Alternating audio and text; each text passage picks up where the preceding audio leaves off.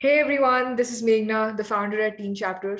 We at Teen Chapter are building a holistic teenagers community where we not only offer internships, courses, webinars, conferences to teenagers, but we also feature startups and people who are going to leading universities of the world. So today we have Armita Hosseini, an incoming freshman at Stanford University. So how are you, Armita? How are you doing? Hi, thank you so much for inviting me on this podcast. I'm doing great and I'm really excited to talk with you today. I'm absolutely excited to know more about you, your journey to Stanford. So, without any further ado, do you want to introduce yourself to our viewers? Yeah, for sure. So, my name is Armita, and as Meghana said, I'm an incoming freshman at Stanford, hoping to study economics and political science. Throughout high school, I was very involved in advocating for financial and economic education for high school students. And so I created a series of projects, such as an organization called Empower Econ, which empowers you through finance, economics, and entrepreneurship. And so I'm very interested in entrepreneurship, startups, and creating projects, which is why I'm so excited about Teen Chapter and its mission as well. Thank you so much. It's amazing to know. And would you like to give us an insight on how your high school journey was, class 9 to 12, your academics, your scores, the curriculum you did, and all that? Yeah, for sure. So for me, I kind of had an unconventional path in that I was not in the same school or the same place for all 4 years. For the first 3 semesters of high school, and actually from grade 7, I was in an international school in Iran. And so when I was there, I went to an English speaking school, but I was still not in an environment where there were many extracurriculars. So basically, my path was kind of unconventional in that I attended 2 different high schools in 2 different places from grade 9 to 12. So for the first 3 semesters of high school, and actually from grade 7, I was in an international school in Iran, and it was English speaking, but the people there didn't really apply to top American institutions. There was no preparation for taking the SAT, ACT, and there were practically no extracurricular activities. However, when I was there, I kind of became like I developed study habits that helped me later on in high school. So that was kind of the good thing that came out of being in that environment. I also formed really great relationships with teachers. And actually, when I was applying to Stanford, one of my recommendation letters came from one of my teachers that I had in grade 10. But then in the middle of grade 10, before the end of semester 1, my family moved back to Canada. And so when we came here, I went to a regular public high school where I started doing the pre-IB program. And so how it works in Canada with pre-IB is that if you want to do the IB program, you need to take a placement test in grade 8 in order to see if you qualify to go to pre-IB. But I, of course, was not in Canada in grade 8, so I wouldn't be able to do that test. But I talked with my school and they let me come into the program anyway because my grades from like my previous school were like good enough to meet their standards. And so after I enrolled in pre-IB, I did pre-IB in the following years, so grades 11 and then grade 12. I did the IB curriculum where I took 3 higher level classes and 3 standard level classes. And my school actually didn't offer anything in economics or politics, which are like my specific areas of interest. It was like really STEM based, which is the classes that I ended up taking. But I think that just being an international student doing the IB program was really good, especially for universities like Stanford, because I never took the SAT or ACT. I actually applied test optional. And this was because I registered a lot for it and I did study, but then it ended up like getting canceled every time. Like I would register 6 months in advance and then the test was canceled. So I was like, rather than spending my time like preparing for this, if I don't even know if it's going to actually take place, I'll just focus more on extracurricular activities. And that ended up working out for me in the end because I got into Stanford regardless. Right. It's amazing to know that you got into Stanford as a test optional student because I mean, I do have a lot of friends who got into American universities applying as a test optional candidate, but I never heard of a Stanford admit going in as a test optional student. So that's amazing to know. And would you like to highlight a bit about your extracurriculars that you did during your high school journey and um, apart from your high school journey as well? Yeah, for sure. So with my extracurriculars, I kind of had a few different themes. And one of the biggest themes, or I guess two of the biggest themes, were number one, leadership, entrepreneurship, and advocacy. And then the second one was financial education advocacy. And so everything that I did centered around that. It kind of started with a book that I wrote in quarantine. It's called Roadmap to Financial Literacy, and I started writing that in grade 10, and I published it in the summer before junior year. And this book basically demystifies the world of personal finance for high school students, goes over 4 main topics such as credit, saving, investing, loans, and much more. And so writing this book was kind of the first passion project that I did. And it was my pathway to creating a lot of other extracurricular activities because I could leverage it to get media features. I could use it to start another organization called Empower Econ, which I started later in grade 11. And Empower Econ was more of a long-term thing I did. So it was not specifically a one-time project, but it was throughout the year. We would organize 3-day events where we had presentations of different topics. We brought in guest speakers such as founders of national financial education nonprofits or teachers or financial advisors, and they would talk to our audience about specific fields and careers that they did. And in addition to that, we also had like games and activities that we created or worked with other organizations to provide. So those were like kind of the 2 really big extracurriculars that I did. And Empower Econ also published its own economics book back in 2021. And one of the highlights of the entire organization was that we were able to get featured on Forbes magazine for our work. And I think that getting featured on such a big platform gave credibility to our project and showed that it's not just a bunch of high school students creating something, but it's something that's actually getting like recognition and it has credibility in terms of what it's teaching and the people that it's impacting. So I think that those 2 things, like my first book and then Empower Econ, were really big in getting me in. And in the personalized note that my admission officer wrote me, she talked about how she found my work to be inspiring and how I've had an impact and things like that. So those were definitely like the biggest extracurriculars. But on top of that, I also did like a lot of like speaking at workshops and events. And this is something else that I listed as an extracurricular because it's something I really love doing and it kind of connects to like what I want to do in the future as well. And then beyond that, I did some entrepreneurship programs such as School of Future, which is actually based in India. I did Launch X and I did New York Academy of Sciences, which is in grade 11. I was just trying to figure out my interest. And so I did 2 projects with them. And then finally, one other thing that I did is I did research for a Harvard professor the summer before senior year, and this was in political science. So a lot of my extracurriculars were related to finance and economics, but I'm also interested in political science. And this was kind of another side of that and like showing that here, hey, here's another interest that I have. And I think that when you're applying to schools like Stanford, it's a good idea to be dynamic, like not just focusing on only one thing. And of course, they want to admit people who are excellent in different areas, but you don't have to be laser focused on one area. You can show excellence and interest in a multitude of fields. And I think that especially with schools like Stanford that are a lot more interdisciplinary, it will actually serve as a really good benefit. Right. It's amazing. I mean, you have fantastic extracurriculars, and one that I really like is your research with the professor at Harvard University. So how did you get that opportunity? How did you approach the professor, or like what was the process of doing the research for them? Yeah, for sure. So I knew about cold emailing, and I feel like a lot of the opportunities I just got in high school were through cold emails. So I went on like the Harvard Department of Government's website because I know that they have a really excellent Department of Government. They do a lot of research there. And so I started to search the professors and I would read their bios and learn a bit about them. And if their work interested me, then I would go more in depth and read their research papers a bit to like gain insights on what they specifically do so that when I sent them an email, it was more personalized. And then I started emailing them, talking about what I had done in the past, what my goals were academically, what I liked about their work and how it connected to my interest, and then asked them if we can do like a 10-minute Zoom call to discuss it further. And they were actually very nice about it. I think I sent like about 10 to 15 responses. Most of them got back to me, but they didn't have anything available at that moment. But then one of them who did get back to me was able to work with me. And so I started to work with her from like the middle of July until the end of October. Okay. And what was your research based upon, like within political science?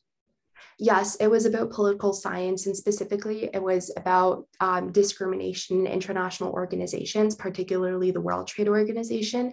So we looked at a lot of countries in the Middle East that had been denied accession. One of them was specifically Iran. And so we talked about how like political factors can influence which countries can come into these organizations and how the ones that are inside can kind of gatekeep others based on their political power and position. So that was the research that I did. It was not like a very long long-term thing where I ended up with like a research paper or anything, because I started like in the summer and it was kind of more of a short-term thing I wanted to do to further explore my interest.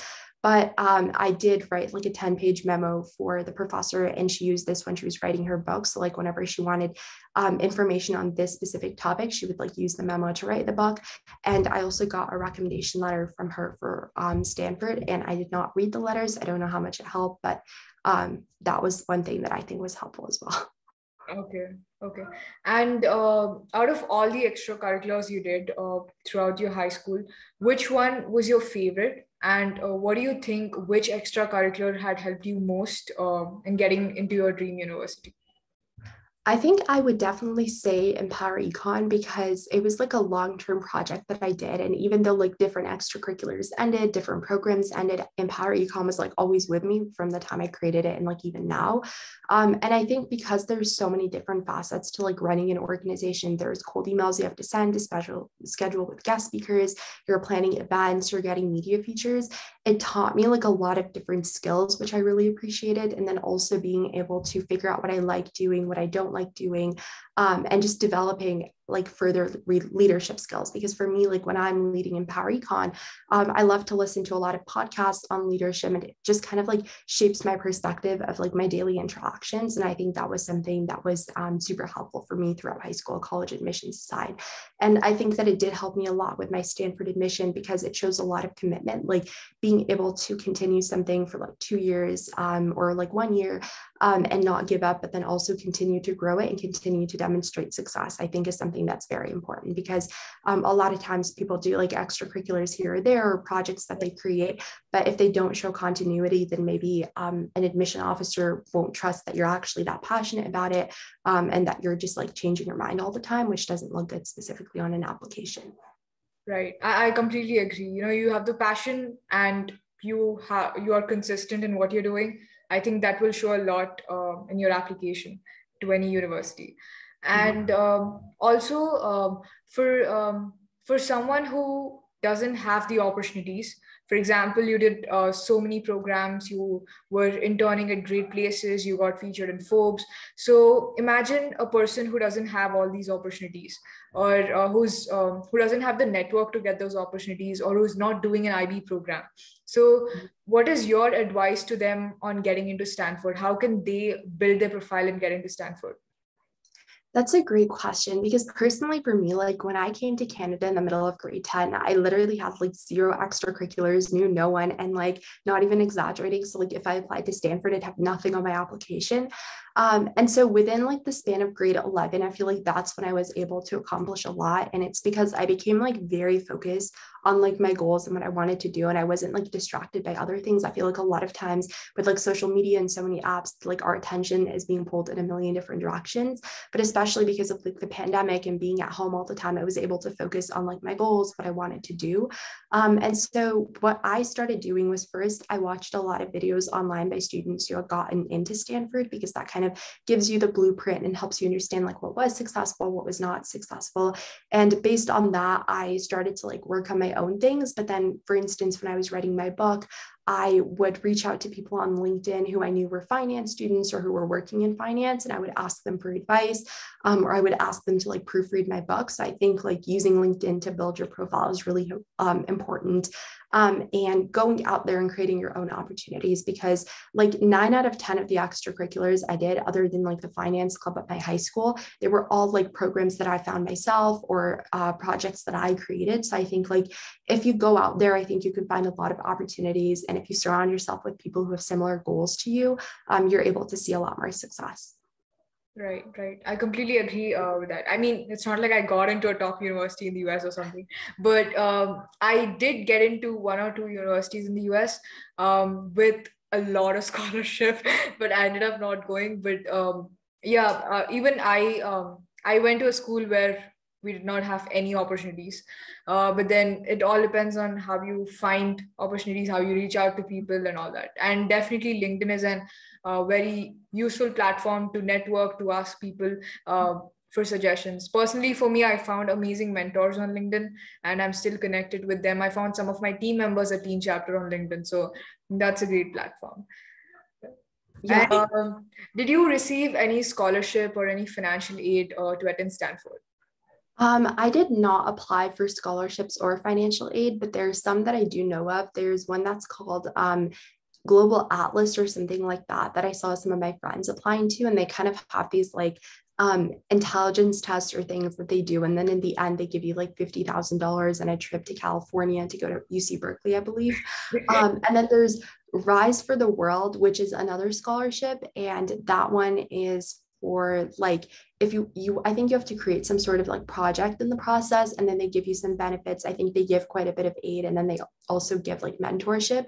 And then I did apply to one scholarship myself, and this is from an organization that's specifically for Iranian students. I don't know how much that's going to help the audience, but there is the Iranian Scholarship Foundation, and they offer a lot of different scholarships that range from like $2,000 to like $10,000 to $15,000 a year.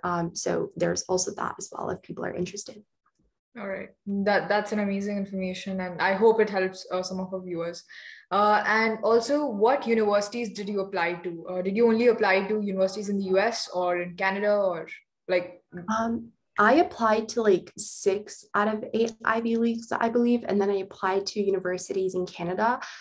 So with universities in Canada, I applied to Western University, University of Alberta, and University of Toronto. I got into like all 3 of those.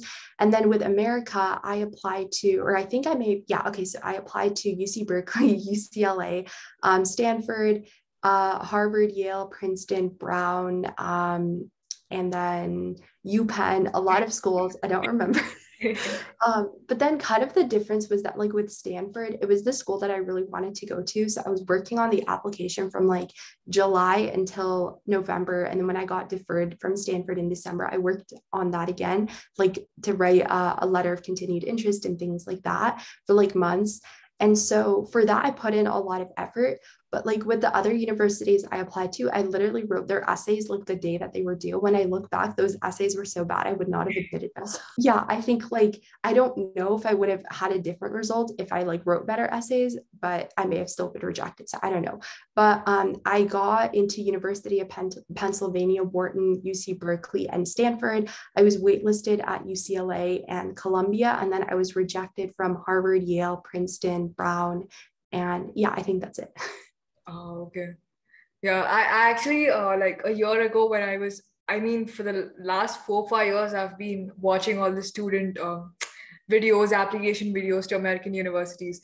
So I think last year someone told me, or I think I saw it somewhere, I think I heard it somewhere. So universities, what they do is if they receive an application that is like way above their standards, then they usually waitlist or reject students because there's something there's a relation with that and the acceptance rate.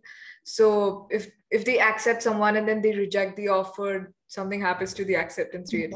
Yeah, so they usually, if the admissions office know that your application deserves to be somewhere better, then there's a high chance that they'll waitlist or reject you. Yeah, exactly. I feel like they do that with like schools that have very, very high acceptance rates, because like the retention rate of their school is going to go down. And like Right. if they admit like 2,000 people and only like 500 of them want to go, that's going to decrease their retention rate and their ranking a lot. So that is something that they do. But I feel like personally for me, like for example, with UCLA, I believe they had like really tight restrictions this year in terms of who they admitted, because they had like some legal issues with the state where they could only admit like, I think they only admitted like 4 or 6,000 students out of like 178,000. So they had to like, yeah, it was like very different. It was to like 4% or something, because they had like some issues and they were prioritizing California students as well, I think. Okay. Today I was going through UCLA's website and I saw it was 27% acceptance. I was like, this should not be the case. Oh, that's so high. Yeah, that's so high. Yeah. Yeah, because when I got waitlisted on it, it's like we only accepted like 6,400 out of 178,000. I'm like, that. I think, okay. So if you go at this rate, UCLA is like more competitive than Stanford. Yeah, I think that's how it works, because the thing with UC schools is that since it's like one application that's going to all of them, you can like do one application and then send it to like 5 UCs. Right. I think it gets like more applications that way. Okay. But Stanford has like 50,000. Like UCLA gets like 178,000. So a lot more. Right. And nowadays schools are getting a lot competitive. Like, Yeah, exactly. yeah. So what were your higher level subjects and standard level subjects? So I did standard level subjects and 3 higher level subjects. In terms of the standard levels, I did biology SL, I did mathematics SL, which is analysis and approaches, and I also did French BSL.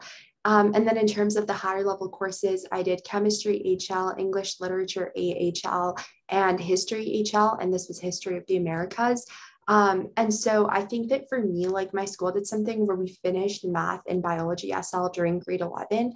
And so after I was finished with those, I really had to finish the higher level subjects back in grade 12. And so for me, grade 11 was more focused on like STEM classes and like more Extended essay about what did you write, if you don't mind sharing? Yeah, for sure. So I wrote my extended essay on English literature because something that I really love is just like English and reading books. And so I did mine on a relatively recent novel. It's called A Song for a New Day. And I kind of talked about the themes of dystopia, narrative voice, and how that affects the writing. So I talked about how they're in this environment where it's basically like the book is about a global pandemic, which was like very timely with our world, and everything is shut down. And from like that time forward, everyone basically meets through like virtual interactions, and every element of like everyday life is just removed forever. And a lot of companies are benefiting from this because they're making individuals consumers and they're profiting off of all of that. And so I talked about the themes of individuality and postmodernism and how like one needs to think for themselves rather than going with social conformity and the flow and what everyone is promoting. And then I also talked about how music in the book is shown as like a symbol of rebelliousness because different people gather together to host live concerts. And if the government finds out, they will like shut that concert down and arrest the people. And so I kind of focused on the themes of like social conformity and questioning societal norms. And this was actually something that I did include in my Stanford application after I got deferred. I sent them an update and I talked about this essay. And I think that it was really helpful in showing that like I'm able to write university level papers because the extended essay is like basically 4,000 words and it's like a first year university paper. And so that was something that was really helpful, I think, in my application because I was, again, applying test optional. And this was something to show that I still did have academic rigor. Right. I mean, similar thing I heard, no, I don't think I hear stuff. Okay. I think I saw in some videos that even if you get deferred from a university, if you like write emails, not too many emails, spam them, but at least like few emails to the admissions officer saying you're still interested and why admitting you would be a best decision for them. I tried doing that and then never received a reply from them. So yeah. I think sometimes they don't respond, but they still do see it. Right. Yeah, they do see it. And what are your future plans personally? What do you want to do at Stanford, after Stanford, if you have decided? So I'm still trying to figure out what I want to do because I feel like in high school I had like a very clear path. It's like I love entrepreneurship, I love economics and things like that. But then afterwards, when I got into Stanford, I'm like, okay, what do I want to do here? Like, is this the only thing I want to study? Do I want to like explore their other options and things like that? So as of now, I'm interested in either like continuing social entrepreneurship and pursuing that like long term, or I'm more interested in like politics and social justice, and I may end up in like a political route. So I don't know. I'm kind of interested in both of those things. And if I were to want to do politics, I would probably also want to go to law school. But I still love entrepreneurship. So it is something that I plan to do throughout being at Stanford. I just don't know what I want to do long term yet. Right. I faced a similar confusion. Before getting into my university, I was like, I'll do econ for sure. Of course, even now I want to study econ, but because I have the chance to explore a lot of courses, even I'm inclined slightly towards political science to be my minor. And if I have an interest, law is something that I'm considering, but I do have some other career options that I'm interested in. The economics to political science pipeline. Yeah, I mean, it's a really good combination as well. So let's, Yeah, exactly. I also want to do CS, but I don't think if I do CS, of course, my grades will drop, like literal drop. Yeah, exactly. Like I want to try it out because Stanford is just known for CS, and so many of the people that I've met so far want to do CS, but like I want to have it as a skill rather than a career. Like I think it's useful to have as a skill, but I don't know if I want to do it long term, and I don't think Right. I do. Makes sense. Same. I mean, I'm interested in data analytics, but it's not like I want to do CS, core CS. Long. Yeah, exactly. Yeah. Do you have a plan of continuing Empower Econ, or would you like to give it a break once you start studying at Stanford? Or what are your future plans for Empower Econ? For now, I'm planning to continue Empower Econ because I think that we can grow the organization a lot.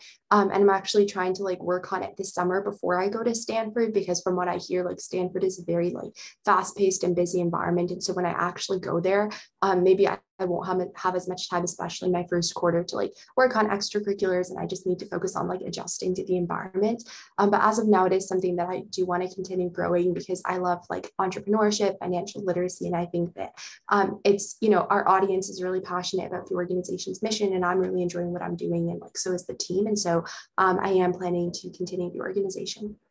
Right. That's amazing. But yeah, I think the first semester usually goes with adjusting to the new environment and people. So it's better like to take a break and then start back if everything goes well. And Yes. yeah. So do you have any advice to students applying to Stanford or any other Ivy Leagues or schools in the US? Yeah, for sure. So I think my biggest piece of advice would be, and this is specifically for Stanford because I think that they're a lot more lenient in their admission process.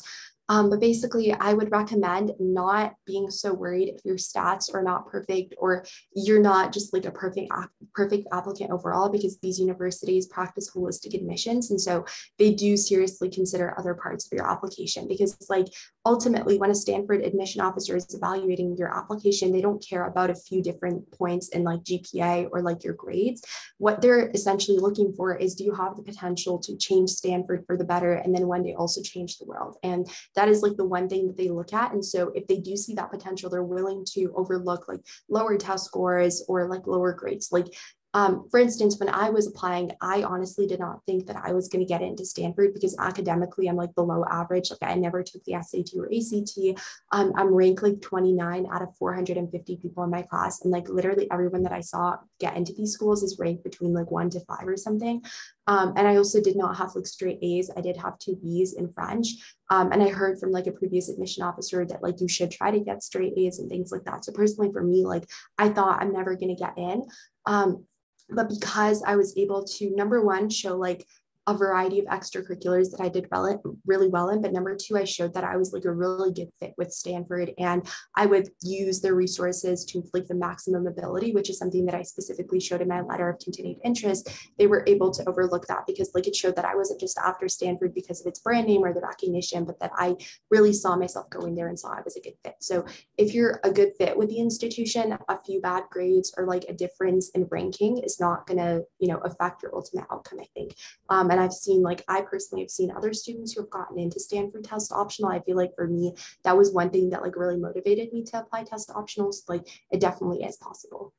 Right. And that's such an amazing piece of advice. And I hope it helps all the students watching the video, applying to Stanford or any other universities. And we've come to the end of the conversation. Thank you so much, Armita, for being part of it and spending time here. Absolutely love talking to you.